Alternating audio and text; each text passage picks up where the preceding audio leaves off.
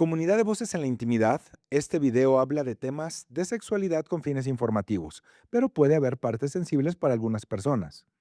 Todo lo que se dice es opinión personal y no sustituye asesoría médica o profesional. Se recomienda discreción. Fíjate, para hablar de por qué tengo fuerza y tengo que hablar de la comunidad. A ver, ¿tú qué eres? ¿Lesbiana o gay o bisexual o trans o hetero? Soy Somos humano. seres humanos. Y ya. Jack significa amor en Sí, maya. Yak significa amor en maya. Todo el trabajo que estás haciendo te noto como con mucha fuerza y con mucha pasión y eso me encantó. ¿Por qué, Pablo? En Yak, México, tenemos esta furia, esta digna rabia. Todas en la organización somos sobrevivientes de lo que el sistema nos ha querido frenar en nuestra sexualidad, Ok. ECOSIG, que son estos esfuerzos para, entre comillas, corregir, suprimir la orientación sexual, identidad de expresión de género de las personas. Al final como que querían sacarte ese demonio de la homosexualidad, era lo que ellos manejaban, y tú regresabas ya como heterosexual. Y de repente de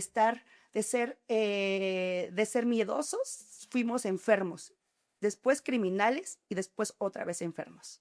En México era un crimen ser homosexual, estaba en el Código Penal. El mayor valor de una sociedad se encuentra en su diversidad.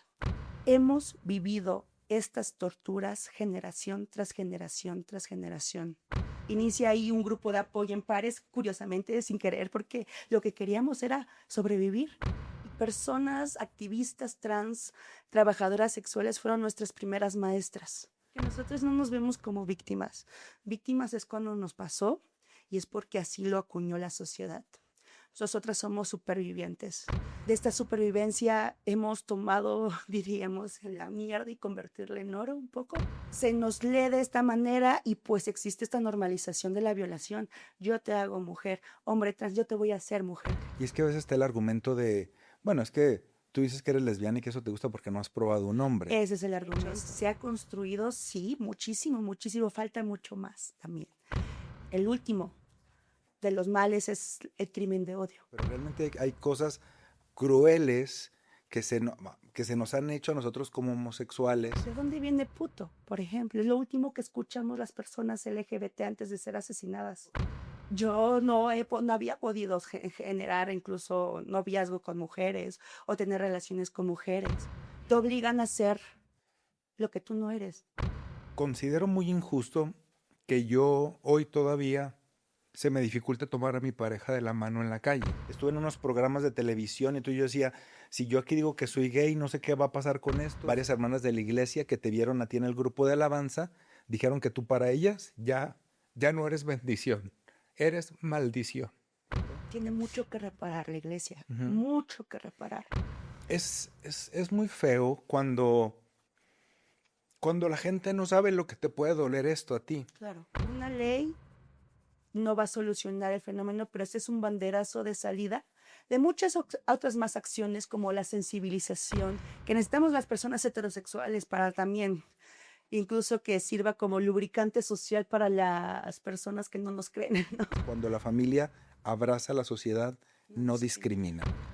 ¿Qué fue lo que hizo que Paola hoy no esté 3 metros bajo tierra, sino esté aquí haciendo esta lucha? Me di cuenta que no era mi culpa, que lo que yo había vivido no lo tenía que haber vivido. Fue esta lucha que lo que me pasó me eligió.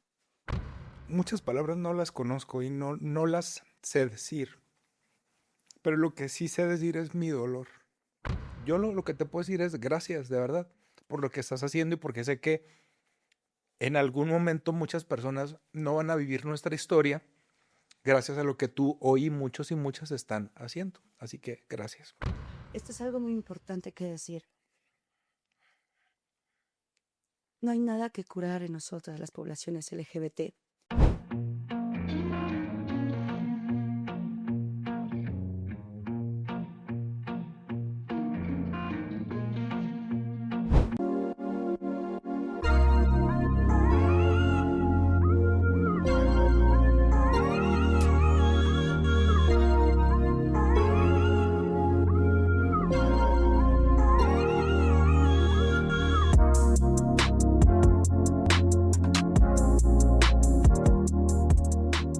Hola, ¿qué tal? ¿Cómo están? Bienvenidos a este capítulo de Voces en la Intimidad, un espacio en donde nos gusta que se expresen muchas cosas relacionadas con sexualidad, con intimidad, con gustos, con preferencias, con muchas situaciones que nos llenan de orgullo, de placer, de sensaciones. Y hoy quiero expresarles que estoy un poco nervioso porque me siento que estoy ante una gran autoridad. Ahorita lo voy a explicar por qué.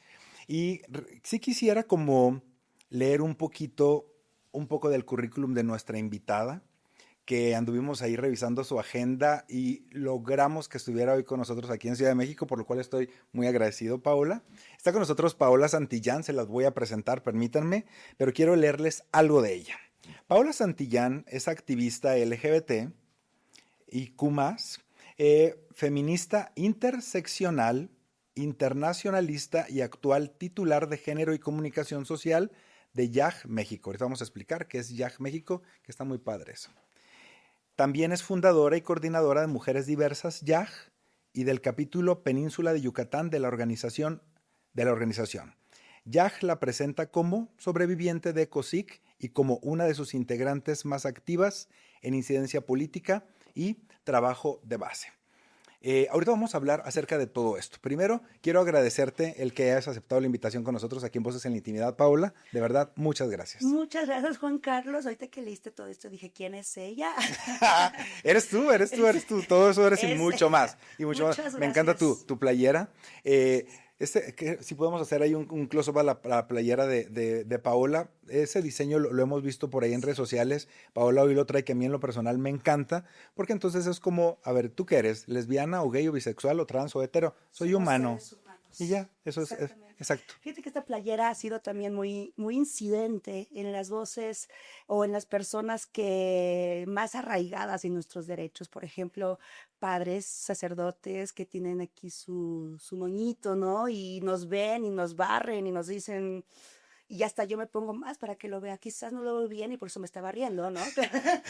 Entonces, para nosotros esta playera significa pues un superpoder, ¿sabes? Como los superhéroes que cuando se ponen, Claro. van a la cabina y se ponen su playera, se ponen su capa. Para nosotras esta playera significó mucho hacerlo personal político. Ok. Todas en la organización somos sobrevivientes de lo que el sistema nos ha querido frenar en nuestra sexualidad, desde pues violencias intrafamiliares, abuso sexual, privación ilegal de libertad, cualquier tipo de violencia que tenga como fin suprimir o reprimir nuestra sexualidad, que significan estas siglas, que más adelante vamos a hablar de ellas, Ok. ECOSIG, que son estos esfuerzos para, entre comillas, corregir, suprimir la orientación sexual, identidad, expresión de género de las personas. Yo tuve contacto o conocimiento en dos ocasiones con algo, no sé si sea parte de esto, yo a lo mejor me gustaría que lo explicaras. ¿A qué me refiero? Yo soy cristiano desde mi niñez, desde los 3 años, cuando yo tenía 3 años, mis papás se hicieron cristianos. Esto fue hace 43 años. Entonces, dentro de este desarrollo en el cristianismo, había como un rollo de unas organizaciones que se llamaban Génesis, Zapatos Nuevos, cosas así, que eran lugares donde tú ibas y te internaban cuando tú eras homosexual y entonces ahí te ponían y era un encierro. Era, no sé si un retiro, no sé qué, pero yo escuchaba esto en mi niñez, porque yo desde niño yo he sabido que yo soy homosexual. Obviamente no lo podía decir ni lo podía expresar, pero yo tenía miedo como que me llevaran allá. Primero que se dieran cuenta, que yo creo que se dan cuenta porque era muy evidente que yo era eso, y que me llevaran allá y que algo me hicieran, no sé, yo no sabía qué. Yo sabía como que te daban clases de la Biblia y al final como que querían sacarte ese demonio de la homosexualidad, era lo que ellos manejaban, y tú regresabas ya como heterosexual. Ese fue mi primer encuentro o conocimiento. El segundo fue un chico que me pretendía, eso fue hace como 10 años, y entonces este chico ya estaba comprometido con una chava, el hijo de pastor, ya estaba comprometido con ella, ya se iban a casar en 6 meses, me conoce a mí, aparentemente él como que se enamora, hay una historia ahí medio rara con él, y entonces él deja a la novia, al final como que él no pasa nada conmigo, Y entonces en su familia se dan cuenta, los pastores hacen un escándalo, todo. Bueno, al final lo llevan a uno de estos lugares a internar. Pero yo ya no tener comunicación con él, yo ya no supe qué pasó. Lo único que supe fue a este chico lo internaron en Guadalajara en una casa para que se le quitara lo gay y volviera como a este compromiso con su prometida, ¿no? Ujú. Entonces, cuando tú expresas y tratas de explicarme para que yo lo pueda comprender, todo el trabajo que estás haciendo, te noto como con mucha fuerza y con mucha pasión y eso me encantó. ¿Por qué, Paula? Fíjate, para hablar de por qué tengo fuerza y tengo que hablar de la comunidad. Muchas personas dirán que la comunidad no existe, pero para mí sí. Fue la comunidad, nuestra comunidad que formamos y que transformamos, lo que me salvó la vida, lo que me hizo cambiar la pregunta de por qué a mí a para qué a mí, lo que hizo que incluso me dedique hoy a esto, a ser activista, a defender los derechos humanos y quienes hemos hecho lo personal político en nuestra comunidad en Yac, México, tenemos esta furia, esta digna rabia que en comunidad la enfocamos, la organizamos y la transformamos en acciones, en respuestas que den cuenta que lo que nos pasó estuvo mal. Te voy a contar justamente, ahorita que hablas de la religión, y es muy importante porque las instituciones eclesiásticas, todas, no hablo de la espiritualidad, ya que eso es un derecho humano, sino las instituciones que son dominadas generalmente por hombres, hombres blancos, que a lo largo de los siglos han decidido cómo pensar, qué sentir, cómo comportarnos, o incluso estos pensamientos de la mujer tiene que ser de esta manera, o el matrimonio es entre hombre y mujer, todo lo demás no, o los géneros, solo hay dos géneros, entonces borran e invisibilizan los géneros de nuestros pueblos originarios, por ejemplo, ¿no? Todas estas violencias que hoy por hoy vivimos son resultados de herencias colonialistas, de herencias en donde una religión o religiones empiezan a permear en las dinámicas sociales, inclusive en las leyes, y de repente de ser miedosos, fuimos enfermos, después criminales y después otra vez enfermos. Y te lo estoy diciendo y resumiendo en siglos de historia, Ok. ¿no? Entonces, en México era un crimen ser homosexual, estaba en el Código Penal.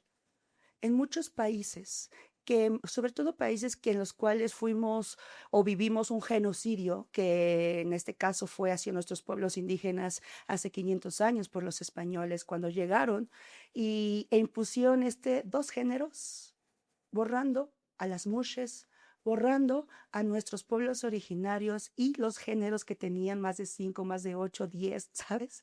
Entonces, por medio de castigos, Ok. la Santa Inquisición, a las mushes las empalaban, a las personas homosexuales les quitaban, los guillotinaban. Entonces, estos que por supuesto ahora estos castigos se traducían a través de los siglos en la cárcel de Lecumberri, como inclusive los metían a la cárcel solamente por verte afeminado. Ok. Entonces metían a las personas LGBT, a las mujeres trans las violaba la policía. Todos los países que hemos tenido esta herencia colonialista se ha reflejado en las enseñanzas o malas enseñanzas de odiar a la diversidad, cuando realmente el mayor valor de una sociedad se encuentra en su diversidad. Hemos tenido que ser, por ejemplo, nosotras iniciamos a los 15, 17 años de edad, cuando teníamos pues muchos sueños por vivir. Y fue una sociedad la cual nos dijo que si nos vivíamos como las personas diversas para las que nacimos, entonces iba a haber un castigo.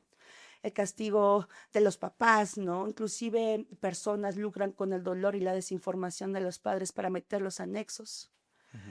Vemos a las familias siempre como las principales, también como las víctimas, ¿no? De estas charlatanerías, pero también vemos exorcismos, pero también vemos electroshocks, pero vemos abuso sexual a las mujeres lesbianas, vemos muchas violencias y esfuerzos que tiene como intención reprimir o suprimir tu sexualidad, porque existe esta creencia que, porque eres mujer, yo te hago mujer. Porque esta sociedad, a través de los siglos, me ha enseñado, incluso de las religiones, que yo como mujer tengo que casarme con un hombre y tener hijos antes de los 30, porque si no ya me quedé. Y que tengo que ser heterosexual, porque si no, entonces no soy una mujer. Porque también a los hombres les enseñaron eso.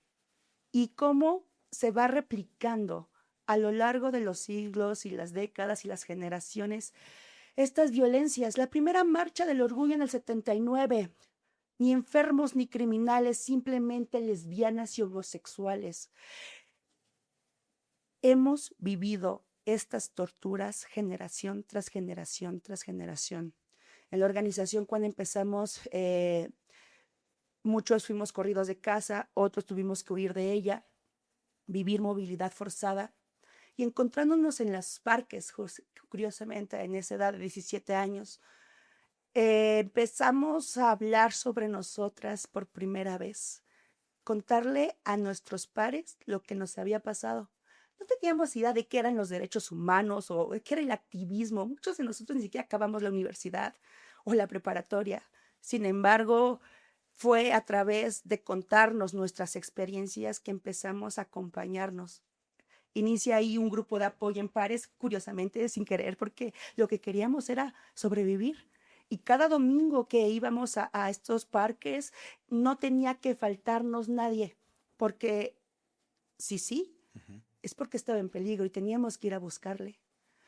Fuimos estas juventudes que tuvimos, que vivimos incluso el adultocentrismo de gobierno también. Nos decían, ¿y dónde están los datos? Era como estamos enfrente de ti. Inclusive para obtener justicia o para que el gobierno nos pudiera hacer caso, teníamos que generar datos, cuando eso es mucho del privilegio también. Entonces, cuando no habíamos ni siquiera acabado mucho la universidad, ¿sabes? ¿Cuáles datos? Lo estoy viviendo, encarnando en ello. Y fue a través justo de la Digna Rabia organizada que empezamos a salir a las calles, a hacer muchísimas cosas para poder sobrevivir, de cómo te apoyo. Inclusive personas, activistas trans, trabajadoras sexuales fueron nuestras primeras maestras en momentos de situación muy difícil, en donde iban con nosotras y nos enseñaban incluso cómo usar condón, ¿sabes? Todo este tipo de cosas. Fue la misma comunidad y fueron los mismos activismos. Y rescato a mujeres trans trabajadoras sexuales, quienes fueron las primeras maestras en este camino de supervivencia, porque nosotros no nos vemos como víctimas. Víctimas es cuando nos pasó y es porque así lo acuñó la sociedad. Nosotras somos supervivientes. Okay. Y de esta supervivencia hemos tomado, diríamos, la mierda y convertirla en oro un poco. Entonces, así, a través de los años hemos podido fortalecernos en muchas cosas, agarrar oportunidades, incluso nuestro trabajo sonó a nivel internacional para poder hacer justicia a quienes vivimos estas dantescas prácticas, estas torturas, ¿no? Pasamos una ley hace 2 años, el 26 de abril, justo Día Internacional de las Lesbianas, que para mí fue un día que jamás voy a olvidar, en una madrugada en el Senado de la República, cuando de esas veces que ya todo está perdido y que piensas, híjole, los conservadores, los antiderechos están haciendo de todo para detener nuestra ley, ¿no? Incluso pensábamos, ¿qué hacemos? Nos encadenamos. Era una desesperación, ¿no? Al final pasa la ley. Afortunadamente para nosotras eso fue una reparación integral del daño de lo que alguna vez se nos hizo. Muchas de nosotros, yo tengo 33 años, el más grande es nuestro director Iván Tagle, que tiene 37, no digan que dije eso. Okay. Pero quiero decir esto para que entiendan que somos una organización muy joven.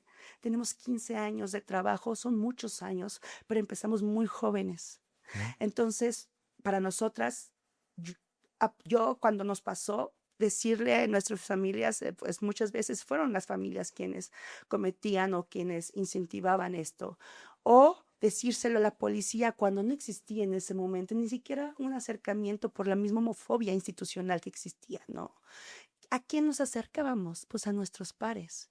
Y fue justamente en esos momentos que inicia nuestro programa, nuestro primer programa, Jóvenes LGBT en México, que pues nació del corazón, por las ganas de sobrevivir.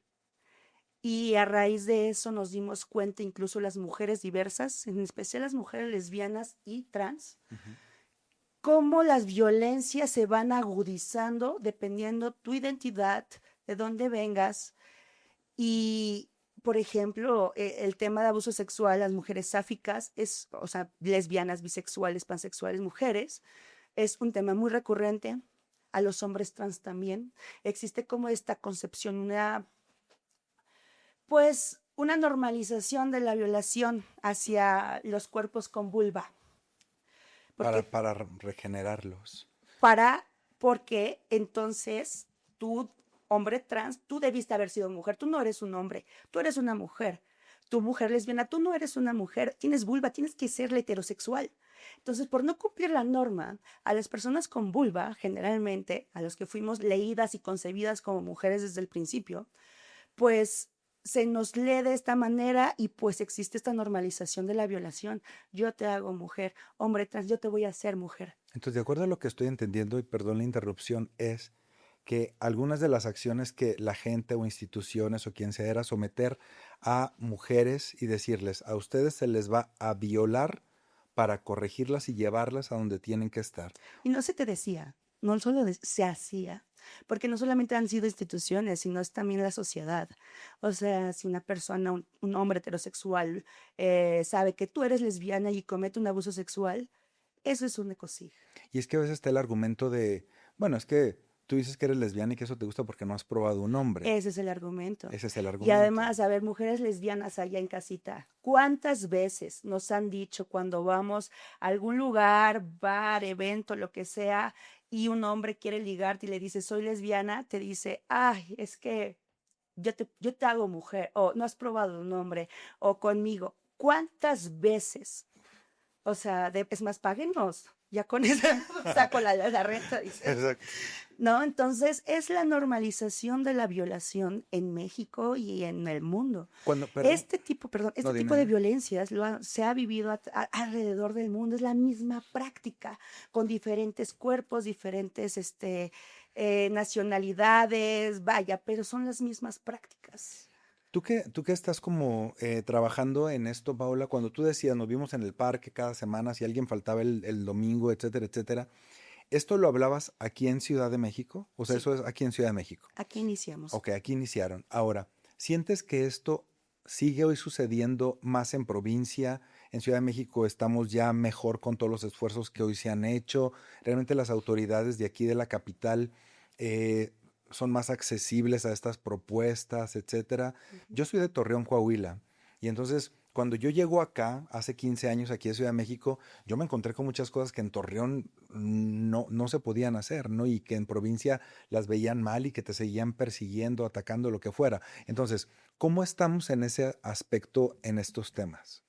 Fíjate que pareciera que en Ciudad de México es la isla de derechos, ¿no? O Ajá. esta utopía en donde pues la gente, hay mucha migración interna, en donde pues sí, es verdad, va a haber un poco mayor de seguridad, más respeto a los derechos. Se ha construido, sí, muchísimo, muchísimo, falta mucho más también. Y en los estados fuertemente también. Entonces, en México son más de medio millón de personas quienes hemos sobrevivido a estas dantescas prácticas, según datos del ENDICEG, del INEGI.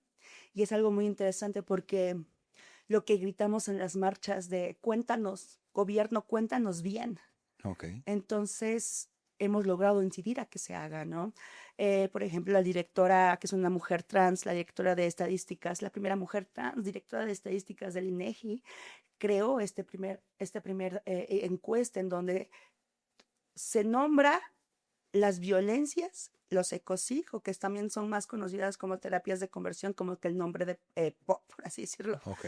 Pero fue la primera vez que contamos al menos quienes contestaron, porque recordemos que existemos muchas personas LGBT todavía que no existe un acceso a la información o a que llegue la Ujú. información, ¿no? Entonces, por eso hablamos de interseccionalidad. No es lo mismo ser LGBT en la Ciudad de México que ser LGBT en Torreón o ser Claro. LGBT en otros lados, ¿no? Entonces, al menos 500,000 de personas han sobrevivido estas dantescas prácticas. Y es algo muy importante porque en el mundo se hablaba de terapias de conversión como un tema psicológico. Sí, también hay el componente de las mal llamadas terapias de conversión en donde existen pseudopsicólogos que te prometen, porque lo vivimos en México, curar la homosexualidad en Exacto. 4 meses, o perdón, curar la homosexualidad y desarrollar la heterosexualidad en 4 meses. No, bueno. Absurdo, ¿verdad? Eso existió en México y eso justo cuando inició nuestra lucha ya para hacerlo personal político, nos enfrentamos con estos, como en todas películas y series, némesis, ya sabes, que el Guasón y así. En este Ajá. caso era el Frente Nacional por la Familia, o como le decimos, Frente Nazi o NAL por la Familia, Oh. en donde ellos en el 2015-16 más o menos salieron a las calles.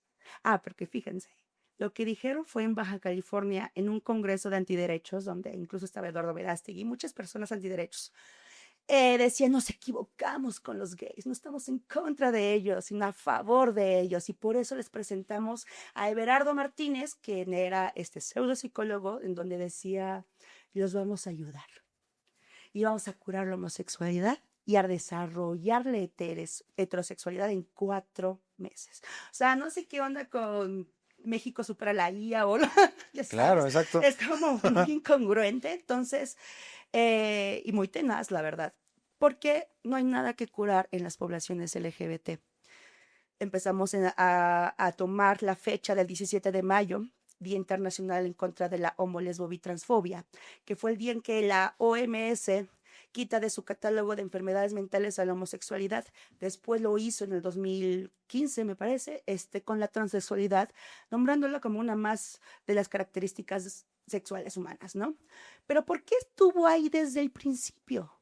Y hemos visto cómo a través, de nuevo, de los siglos, han habido malas praxis de religiones que han enseñado o mal enseñado que si tú eres parte de la diversidad sexual, entonces hay algo que cambiar, hay algo que curar. Claro. Y el último de los males es el crimen de odio.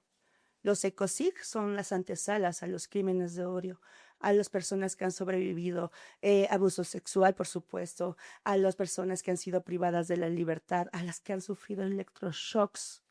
Eso justo te iba a preguntar porque yo sí quisiera que nos explicaras un poco de eso, porque pareciera que la gente, no sé si todos lo sepan o estén enterados, pero realmente hay cosas crueles que se nos han hecho a nosotros como homosexuales, a ustedes como lesbianas, trans, etcétera, a toda la población LGBT, que la gente dice, ay, bueno, o sea, solo te dijo puto, solo te dijo joto, solo te dijo maricón, o solo a mí, por ejemplo, me dijeron en mi niñez, es que siento que a ver, yo iba a las tortillas.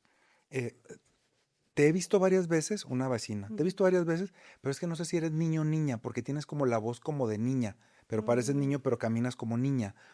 Eso ya es una agresión. Entonces, pero esto no se queda allí. De repente pasan compañeros de escuela, me decían cosas, gritaban, etcétera, pero hay cosas más feas, hay crímenes, hay esto que dices de ECOSIG es a lo que la gente conoce como terapias de conversión, que ojalá solo, bueno, no ojalá, pero hay psicólogos que te ofrecen su consulta, te cobran por tantas sesiones para hablar contigo y para hacer no sé qué adentro y convertirte de homosexual a heterosexual. Pero esto, hay gente que la llevan a un, ¿cómo le llaman esto? Donde están las personas con adicciones, ¿no? Ajá, Y entonces los encierran como ahí, doble A, sí, los sí, sí. encierran varias semanas o varios meses para trabajar a través de violencia o no sé qué. Háblanos de eso, o sea, que la Sí, gente sí, sí. conozca esa crueldad. Fíjate que justo ahorita que estás mencionando esto, hay grupos que, por ejemplo, el Grupo de Apoyo San Agustín, que son de pasos, como que Como para del las cuarto y cinco personas pasos.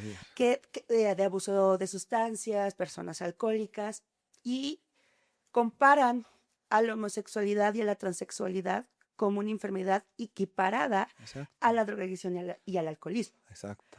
Entonces utilizan los mismos pasos, pero además con el componente religioso. A través de Biblias, leen la Biblia y te someten a sin comer, sin dormir. En algunos lugares también, lamentablemente, pues ha habido mujeres que han sido abusadas. Hombres trans también. A las mujeres trans les han hecho cosas terribles, terribles, en donde pues lamentablemente utilizan este discurso de yo te voy a curar. Y ya cuando tú demuestras, por así decirlo, para ellos un cambio, te demuestran amor y te rompe la psique, ¿Cómo te está eso? despersonaliza, te Ajá. dice, lo lograste, vas muy bien y te dan hasta, como en el cuarto o quinto paso, compadrazgos, bueno, personas que te acompañan y todo esto. Y pues nos ha pasado en la organización, por ejemplo, que pues les han dicho, si te gusta un hombre, cámbiate de acera. O, por ejemplo, a las mujeres, si en algún momento sientes un deseo hacia una mujer, ya busca un esposo, ¿no? Hazle caso a tu mamá y busca un esposo. Entonces, curiosamente, todos estos componentes que vienen de lo mismo, la institucionalidad religiosa, porque vuelvo a lo mismo, la espiritualidad es un derecho humano y tenemos derecho, las personas LGBT, a creer en lo que nosotras creamos. Lo que sí voy a denunciar mucho es cómo la institución eclesiástica nos ha quitado ese derecho y le Ujú. debe mucho a las personas LGBT, de crímenes de lesa humanidad a través de los siglos en contra de personas LGBT y de cualquier otras diversidades. Ahora, tú te mencionabas como las palabras y los insultos, como la propia comunidad lo hemos reapropiado, por ejemplo, la palabra lencha, ¿no? Joto, puto. Pero ¿cómo, de dónde viene puto? Por ejemplo, es lo último que escuchamos las personas LGBT antes de ser asesinadas. Y las personas por ejemplo, ahorita que estamos en el mundial, he escuchado mucho que gritan el que no brinque es puto. Puto. Y yo siempre digo, el que no brinque es macho. Y yo brinco chingón, ¿sabes? Pero ¿por qué estuvo ahí? Y cuando les preguntas a las personas, no me refiero a que es gay o homosexual, sino que es un cobarde, ¿no? Pero a ver, ahí les va. A lo largo de la historia de nuestra humanidad y las religiones, y voy a concentrarme en la religión católica cristiana, porque es la que más podemos conocer, ¿no? Ujú. Los versículos, hay muchas traducciones de la Biblia, Sí. y de hecho fue en el grupo de apoyo activistas históricos como Juan Carlos Menjeiro, que está más allá en el cielo, por supuesto, en los cielos, en el universo, cuidándonos, nos enseñó mucho a cuidarnos, más bien a sanar esta parte de la espiritualidad y comprender de dónde vienen las cosas.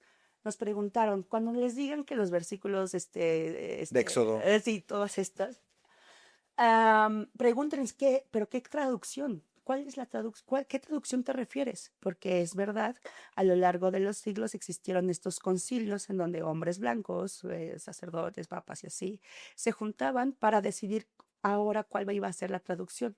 Entonces tenemos los, los cobardes no heredarán el reino de los cielos. ¿Qué pasa después de 5 siglos después de cobardes? Tenemos a afeminados. Ajá.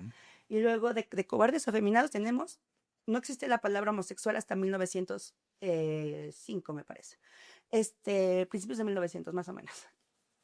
Y Hom- después pasa que en 1900, cuando ya se acuña la palabra homosexual, de afeminados pasamos a homosexuales. Y había antes No una. somos ningún cobarde, perdón, Claro. pero ningún cobarde. Entonces, curiosamente te vas dando cuenta cómo se va enraizando en cómo pensamos, qué decimos, y te das cuenta cómo utilizan la palabra puto, porque entonces piensas que piensa la sociedad que eres menos hombre, que además es misógino porque no seas mujer, no seas afeminado. Exacto. Aparte, ¿no? Y vuelvo a repetirlo, son estas palabras lo último que escuchamos antes de ser asesinados.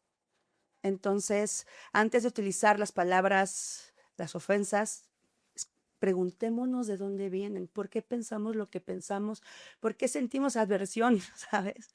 Claro. Incluso a nosotras mismas, por qué las consecuencias que estas mal llamadas terapias de conversión no ecosexual han provocado en nuestra sexualidad. Incluso yo no había podido generar incluso noviazgo con mujeres o tener relaciones con mujeres ¿Tú? por la adversión que me había creado y afectado pues, en mi personalidad, porque la verdad, estas prácticas funcionan y funcionan porque te despersonalizan, ¿Cómo sería eso, Paul? te obligan a ser lo que tú no eres. Voy a hacer entonces lo que quiere mi mamá, ¿no? Voy a buscar un hombre, todo este tipo de acciones que podemos emprender para que, pues, quepamos dentro del molde, ¿no? Y ya no seamos más lastimados. Inconscientemente lo hacemos. Curiosamente, esta despersonalización va, por ejemplo, personas que puedan sentir cada vez que sí que besen a un chico, un hombre, a otro hombre, golpes en el estómago, porque existió esa mal llamada terapia de aversión, ¿no? Electroshock cada vez que les ponían, no sé, a dos hombres besándose, agarrándose de la mano y sentían un toque o les golpeaban en el estómago. Son prácticas de tortura que, pues por supuesto que funcionan porque te están despersonalizando. Claro. Entonces, si yo me beso con una mujer, entonces voy a sentir que en este momento me están acosando los hombres y que me van a secuestrar y que, ¿sabes? O siento como vacío en el estómago en donde me siento en peligro porque entonces va a llegar un hombre heterosexual a otra vez, ¿no? Y son estos tipos de situaciones en los cuales, pues, desde la organización hemos trabajado mucho en comunidad, justamente porque desde esta despersonalización nos hemos tenido que reconstruir pedacito a pedacito y poder a través del activismo eh, agarrar esa furia y pues esa venganza para nosotras que nadie más le pase. A mí me encantó demasiado y me hizo mucho sentido esto que dices de una furia digna. Incluso como que se me quiebra la voz porque considero muy injusto que yo hoy todavía se me dificulte tomar a mi pareja de la mano en la calle, porque durante mucho tiempo lo oculté primero para que no me castigaran, no me castigaran, sino para no tener un problema en la iglesia, en el templo, porque el muy audaz de Juan Carlos se hizo novio del hijo del pastor. Entonces te has de imaginar Qué telenovela, amigo. qué tal ahí. Sí, sí. Y entonces duré 8 años y medio con él. Ujú. Y entonces este chico me trataba muy mal a mí para cubrir nuestra relación. Y entonces yo tenía que hacer un rollo acá en mi cabeza y decir, él me está tratando mal para que no se den cuenta y nos castiguen o nos ataquen. Pero realmente él me ama, pero no me está demostrando su amor a través de lo bonito, sino que me demuestra su amor atacándome, insultándome, haciéndome sentir mal, pero es como un amor agresivo, no, una cosa tan loca Ujú. que al final cuando se presenta otra persona y te ofrece un tipo de amor diferente, es algo que no puedes creer. Claro. Ajá, y entonces yo decía, pues no puedo ir en el avión agarrando de la mano porque nos ven mal, no puedo ir en la calle de la mano porque no. Estuve en unos programas de televisión y entonces yo decía, si yo aquí digo que soy gay, no sé qué va a pasar con esto, si ahora tengo yo proyectos con mujeres de Ámate Mujer y todo eso, si yo les digo a las mujeres que realmente la persona que me violentaba no era una mujer, sino era un hombre, a lo mejor ya no van a venir a mis eventos y entonces en la iglesia lo que tú decías, me gustó mucho algo que dijiste, como que esta parte de la iglesia nos debe mucho, no sé si tendría que ver algo con lo que me sucedió. En las iglesias cuando se daban cuenta que yo era homosexual me decían, ya no vas a poder estar en la alabanza, ya no tocas la guitarra, ya no puedes dar clase a los niños, ya no puedes ser el presidente de los jóvenes, ni director de la escuela bíblica, nada de eso. Puedes venir y sentarte, pero no puedes servir a nada. La última iglesia a la que fui me dijeron, puedes venir, pero te vas a sentar hasta atrás, porque ya las hermanas de aquí de la iglesia, y es que entre los cristianos decimos hermanos, varias hermanas de la iglesia que te vieron a ti en el grupo de alabanza, dijeron que tú para ellas ya no eres bendición, eres maldición. Entonces no podemos tenerte en el grupo de alabanza porque tú eres una piedra de tropiezo para ellas, espiritualmente. Entonces no te negamos la entrada a la iglesia, pero quédate atrás. Y eso lo recibí de mi cuñado, que era el pastor en ese tiempo. Eh, es muy feo cuando la gente no sabe lo que te puede doler esto a ti. Claro.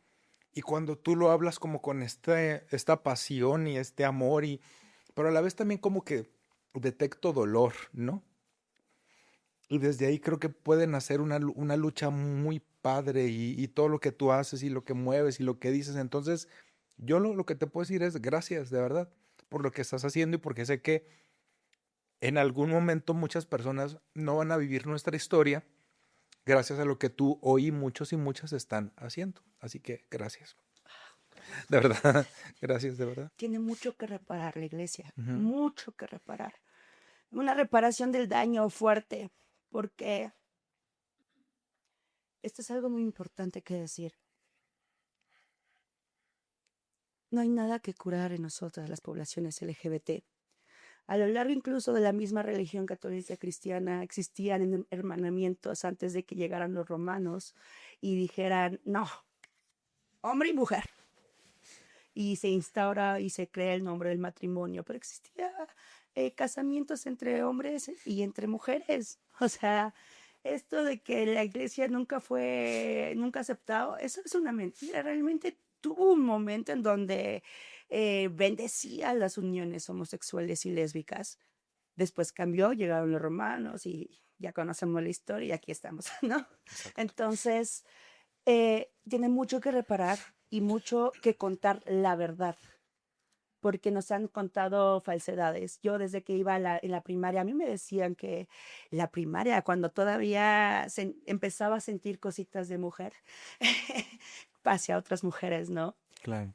Salió la película Striptease de Demi Moore, que yo digo que esa morra me hizo lesbiana.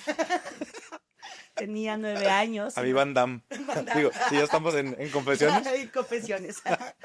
Entonces tenía 9 años y en quinto, sexto de primaria, las monjitas, porque yo iba en colegio católico, me decían que los homosexuales nunca iban a ir al cielo, ¿no? Y mi pregunta siempre iba a ser como, porque sí pregunté una vez, pero si fueron buenas personas, ¿eso no cuenta?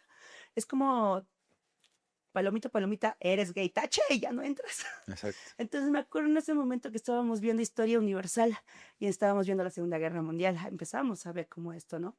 Y a mí me sorprendió mucho cómo se parecían mucho las prácticas del Dios que me estaban vendiendo a Hitler, Ajá. ¿no? Entonces solamente sangre aria y todas estas cosas que decían, ¿no? Falsas. Pero también tenían esta misma práctica. Entonces me estás vendiendo un Dios hitleriano en donde solo entran al reino de los cielos heterosexuales. Y todo lo demás, que es mi creación, aparte, Afuera. afuera, ¿no? Exacto. Entonces, fueron estas primeras como pensamientos que en ese momento estaba muy chiquita, pero también con mucha hormona. Y por supuesto que tuve que esconderlo. Lo tuve que esconder hasta que quiso salir, salió, pasaron consecuencias, que pues es las consecuencias que ya te he hablado de las violencias sexuales, ¿no? Pero fue encontrar comunidad lo que me hizo, pues, ya no volver a cometer o intentos de suicidio, ¿no? Porque esto es algo que sí es importante mencionar y a los Exacto. papás que están en casa, mamás y papás, que pues les creen a estos charlatanes, ¿no? Cuando si tu hijo se suicida, ¿quién te va a reparar eso? Porque, ojo, esto lo tiene que ver también COFEPRIS, lo tienen que ver, o sea, las instituciones. Ya pasamos la ley, pero nos faltan las políticas públicas y eso es algo que estamos juntos luchando, porque una ley no es una varita mágica, ¡pum! Se resuelve el fenómeno. ¿Qué más quisiéramos nosotras? Hoy por hoy en la organización seguimos teniendo casos muy fuertes y sobre todo de mujeres lesbianas Oh, y mujeres trans. Y ya hay una ley a nivel nacional.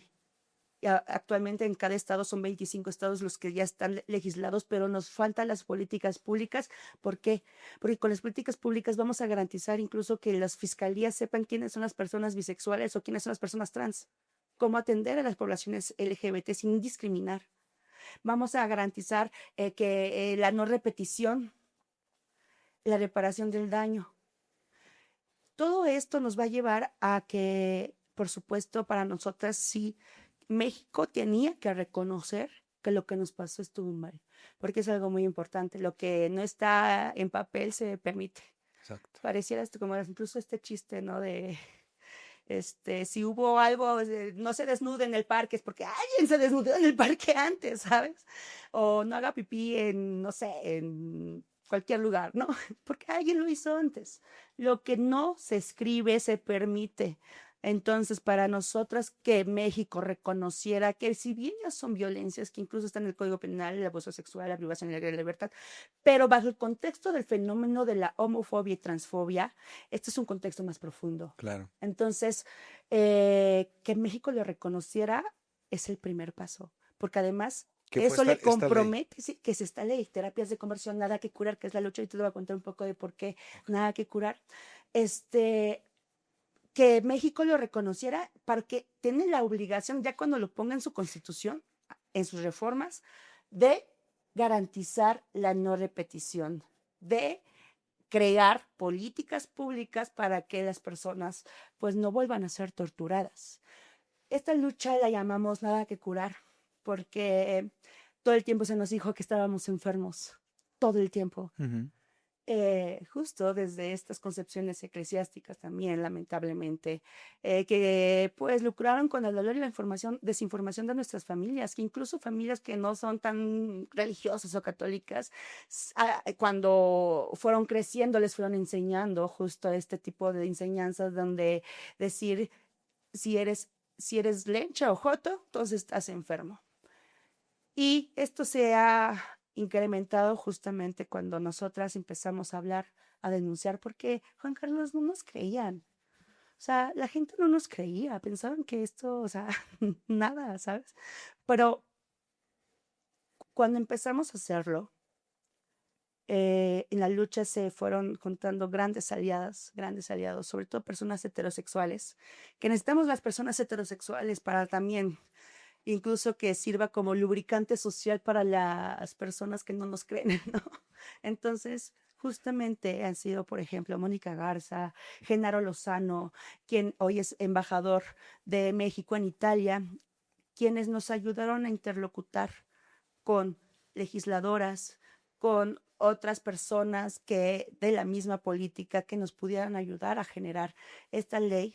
Y esta ley, déjame decirte que se llama nada que curar, porque sí, no hay nada que curar a nosotras. Y esto está, justo se volvió un hashtag. Este hashtag o este nombre de la lucha nos pudo acercar a otros sobrevivientes en todo el mundo. Ok. A mujeres lesbianas de Zimbabue que también han vivido violencia sexual. A, por ejemplo, otros sobrevivientes en Francia, en donde acuñaron nada que curar en francés. Lo voy a decir, seguramente no me van a entender, pero ahí va. Ok. Se llama Rien Agri, que es nada que curar en francés, en Colombia, en donde tomaron esta lucha, nada que curar Colombia. En otras partes del mundo, nos ha acercado y hemos hecho este consenso. ¿Cómo poder eliminar estas prácticas? Necesitamos la legislación primero. Claro. Que nuestros países reconozcan que lo que nos pasó estuvo mal. Porque cuando a mí me pasó, yo tenía 15 años. Y cuando me pasó, justo en esos momentos gobernaban personas que incluso contenieron a la presidencia, en ese momento Xochitl Gálvez, ¿no? En el Miguel Hidalgo. Entonces, necesitamos hablar de la diversidad de las personas LGBT y de comprender que una ley no va a solucionar el fenómeno, pero este es un banderazo de salida de muchas otras más acciones como la sensibilización, acercarnos a las familias, porque creemos mucho en la reconciliación familiar para poder generar incluso justicia.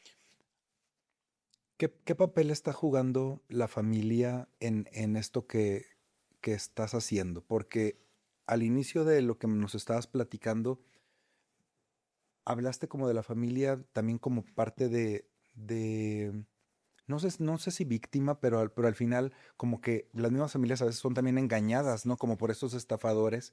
Y hay una frase que has mencionado, que se ha mencionado, que es cuando la familia abraza a la sociedad, No no discrimina. discrimina. Ujú. ¿Qué pasa con esto de la familia? ¿Qué pasó en su tiempo con tus papás o con los papás de quienes se Muchas de reunían? nosotras no pudimos tener reconciliación familiar, lamentablemente fue más la homofobia.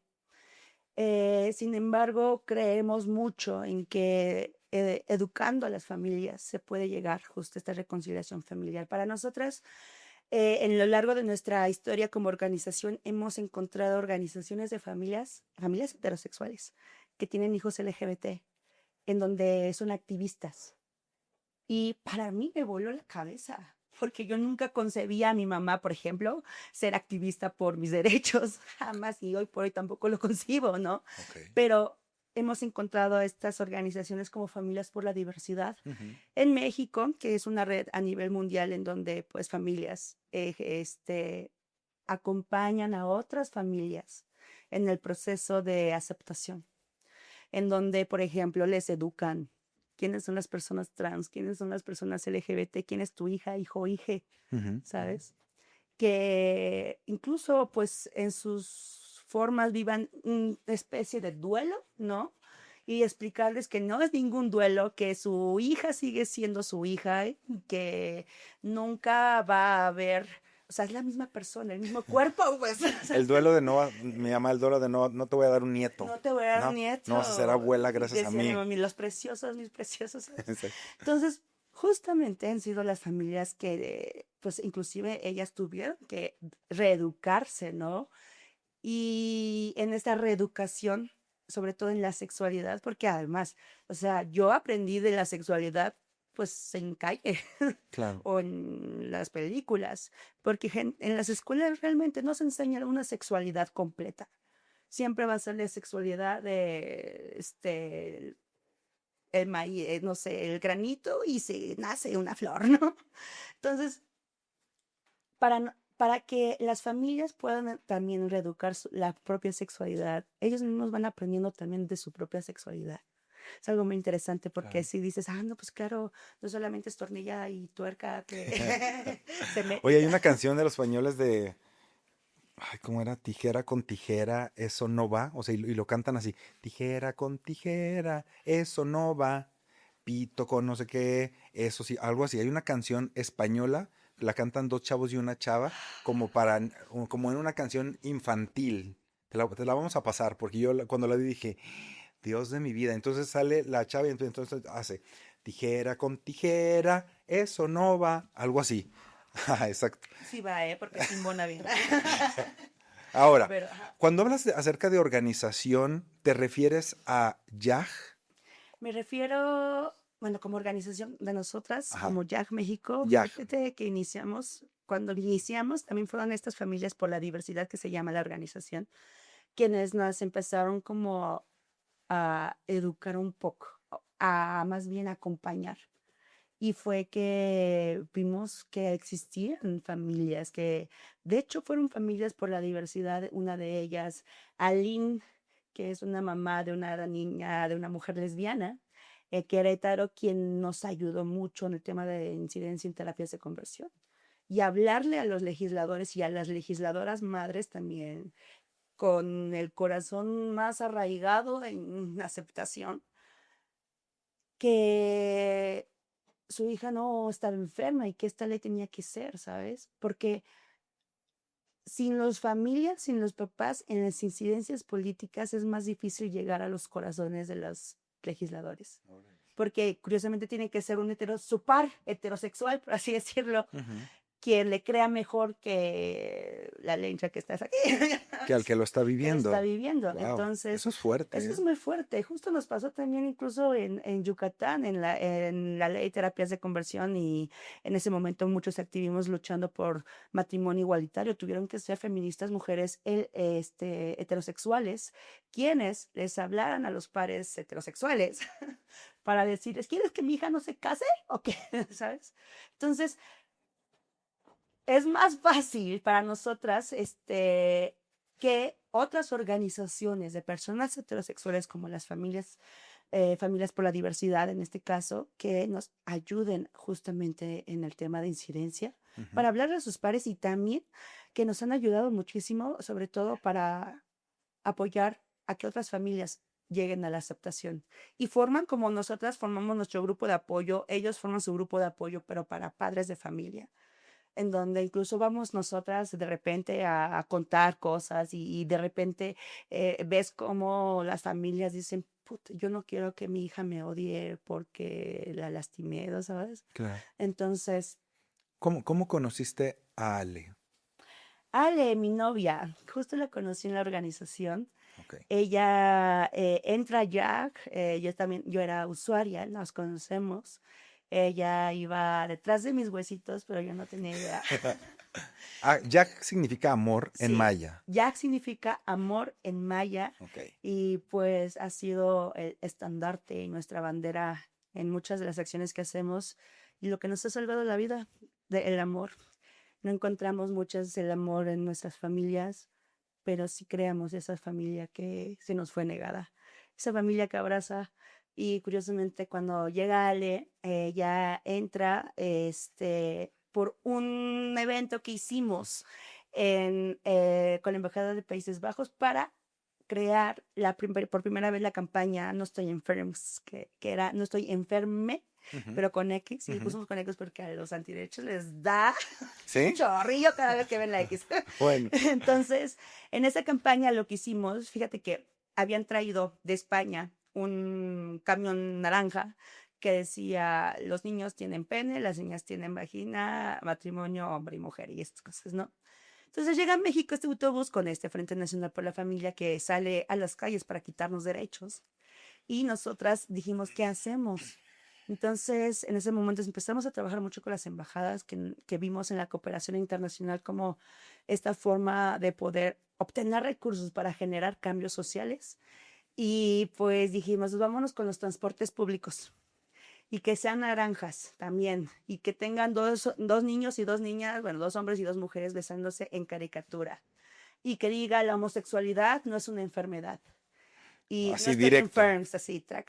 Hubieron en ese momento muchos choferes que no querían subirse Ajá, por el rayo homosexualizador y así. exacto. Pero esto nos funcionó mucho para crear este primer evento en donde llega Ale por primera vez, ve este evento y estábamos, pues, cuando eres activista te toca hacer de todo, ¿no? Yo estaba sirviendo vino aparte porque, pues, a mí me encantaba hacer el vino porque era uno para ella, uno para mí.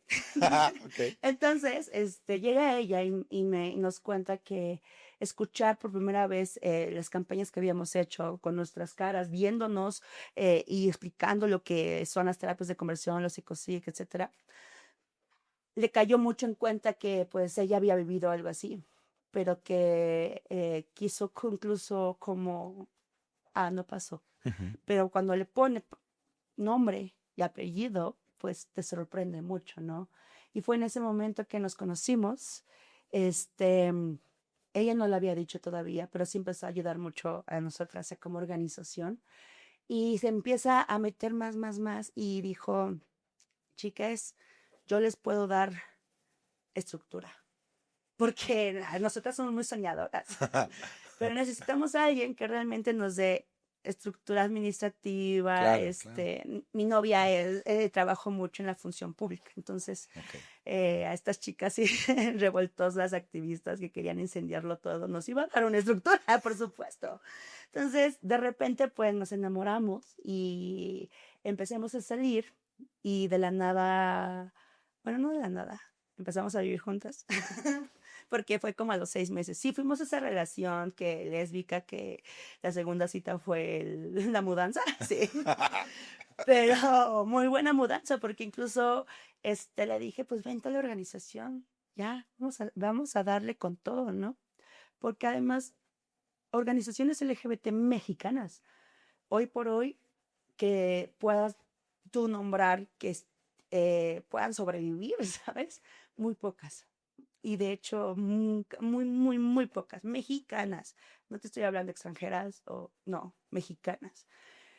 ¿Por qué? Pues somos mexicanas y nos ha tocado inclusive las reformas fiscales, no podemos ahorrar, muchas cosas, ¿no? Y además nos quitan financiamientos, ¿no? Por ser congruentes, muchas veces nos quitan financiamiento por ser pro-Palestina, imagínense. Nos han quitado financiamientos también porque no sé, por bonita, supongo, Justo te iba a por preguntar ser eso. congruentes con la lucha, ¿no? Claro. Entonces, pues, por supuesto, Ale nos ha dado mucho este tema de estructura, de poder ser profesionales, ¿sabes? En nuestro trabajo, y eso es algo que, pues, ahorita tenemos 7 años juntas. Wow. Entonces, siempre le digo de broma que yo la recluté, pero la verdad es que a ella también le llamó la lucha, lo personal es político. Justo fue cuando ya entró más de lleno que nos empezó a contar justo este tema, ¿no? De que también a ella le había pasado en la universidad, ¿no? Con los legionarios de Cristo, que bueno, o sea, las instituciones religiosas otra vez nos deben mucho, tienen mucho que reparar con las comunidades, ¿no? LGBT indígenas. Entonces, justamente fue que hizo lo personal político aquí en la organización y hemos puesto también la mirada que sociedad civil queremos ser LGBT mexicana, ¿no? Y somos esta sociedad civil que queremos una línea interseccional, y quiere decir interseccional, que todas nuestras experiencias, todas nuestras vivencias son tomadas en cuenta y que la violencia de género no solamente nos atañe a las mujeres, sino a las LGBT. Entonces, a todas las personas LGBT, ¿cómo a partir de eso podemos construir? Por supuesto, en el movimiento LGBT ha habido este paralelismo, ¿no? De que el movimiento LGBT y el feminismo iban como muy paralelos, pero no iban de la mano. Entonces fuimos la organización que pusimos esta agenda de género en un momento inclusive en un terfismo. Las mujeres feministas transfóbicas Ujú.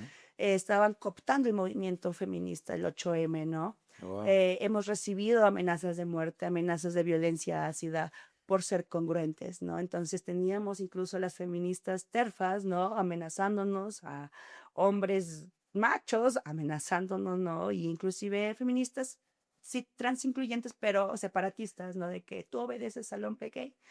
En nuestro movimiento para nosotras, feministas sobre todo, es trans incluyente INB. Ok.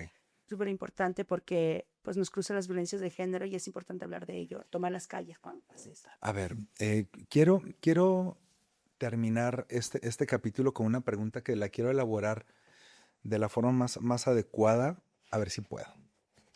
Hoy te vemos aquí haciendo como toda esta lucha con toda esta organización, apoyando a muchas personas en diferentes aspectos. Y algo que me llamó la atención fue que en un principio tú dijiste, no soy una víctima, sino soy una superviviente o sobreviviente. ¿Qué fue lo que hizo que Paola hoy no esté 3 metros bajo tierra o en el cielo, sino esté aquí haciendo esta lucha? Porque tal vez muchas personas que hubieran querido hacer lo mismo que tú, ellas no fueron, no sé si tan fuertes o no tuvieron los recursos o no sé qué para poder salir a lo mejor de cosas que tú viviste y hoy estar aquí. ¿Por qué pudiste ser una sobreviviente de esto? El activismo, el conocer información. Yo me acuerdo cuando la primera vez que conocí el término violencia de género, fue una vez que Iván me mandó a una capacitación donde la UNAM nos estaba regalando como este diplomado de violencia de género. Dijo, tómalo, tómalo. Lo tomo. Para mí me voló la cabeza, porque fue la primera vez que me di cuenta que no era mi culpa, que lo que yo había vivido no lo tenía que haber vivido y que es fuerte porque cuando te das cuenta que no es tu culpa, empieza justo la digna rabia y el querer incendiar todo, quemarlo todo, pero al mismo tiempo, ¿cómo garantizar que más personas Ujú. no vivan lo que tú viviste? Para mí, que no esté bajo 3 metros bajo tierra, es que más personas no vivan lo que yo viví, porque para mí fue la antesala a un feminicidio, o un lesbofeminicidio. Para mí fue la antesala incluso también a intentos de suicidio que tuve. ¿Por qué? Me quitaron mi adolescencia, me quitaron mi infancia y no tenemos que permitir que más personas se los quiten. Y quienes estamos haciendo lo personal político, no es porque lo hayamos querido. Yo quería ser oceanógrafa porque quería ver el Titanic, o quería ser veterinaria, no sé. Pero fue esta lucha que lo que me pasó me eligió. Fíjate que lo contaba mucho con Lucía, quien es una mamá de los 43 de Ayotzinapa, ¿no? Que siempre vamos a sentir las y los defensores de derechos humanos esta doble moral de repente como yo no me debía haber dedicado a esto. Y de repente a veces contar tu historia, tu testimonio una y otra vez para incidir es revictimizante, desgastante. Sin embargo, nuestro trabajo con población también para nosotras es el poder acercarnos un poquito más a la justicia, un poquito más a encontrar a tu hijo, un poquito más a encontrar a mis abusadores, aunque sí que no. Pero si no puedo encontrar a los míos, podremos encontrar a los demás que han hecho daño. Y para mí esa es la justicia, un poco de acercarnos a la justicia, no a que nadie más le pase. Me obsesiono con eso. Que hace que no esté 2, 3 metros bajo tierra es los proyectos. Generar proyectos, incidir, impactar, ver cada año cuántas personas impactamos, hacer de todo, de todo, de todo, de todo, como lo hicimos en pandemia inclusive, que incluso fue muy difícil en pandemia que tuvimos que generar esto que le llamamos la lista de Schindler, porque cómo íbamos a apoyar a muchas personas con tan poco presupuesto, ¿no? Y teníamos que inclusive esconder antirretrovirales o hormonas en despensas para que las familias no descubrieran que sus hijos estaban pues tomando antirretrovirales, porque muchas personas viven en doble closet, por ejemplo. Antes tenían el pretexto de ir a la escuela, ¿no? Y ahora, ¿cómo lo haces? Entonces, justo son estos momentos que te obsesiona cuántas personas vas a impactar. Y para mí es más y más y más. Eso es lo que hace que uno esté 3 metros bajo tierra. Que nadie más viva lo que yo, lo que Iván, lo que Dani, lo que Ale hemos vivido. Ese dolor, que no se lo deseo a nadie. Exacto. Bueno, yo me quedo muy, muy sensibilizado con este tema y no solo sensibilizado, sino muy agradecido contigo, como te lo dije, muy agradecido con las personas que están en tu equipo, con los legisladores que apoyan esto, no lo sé, muchas palabras no las conozco y no las sé decir, pero lo que sí sé decir es mi dolor. Y como tú lo decías, yo quisiera que muchas personas que en algún momento han deseado acercarse a Dios, no se lo limiten. Y sé que a Dios lo encuentras en tu cuarto a solas, pero muchos teníamos encuentros con Dios en iglesias que vivíamos, que sentíamos que nos ayudaban y nos lo cortaron. Yo no quiero que nadie viva no vergüenza, sino el miedo de poder ir con la persona que amas de la mano y que nadie te diga nada y no te sientas juzgado.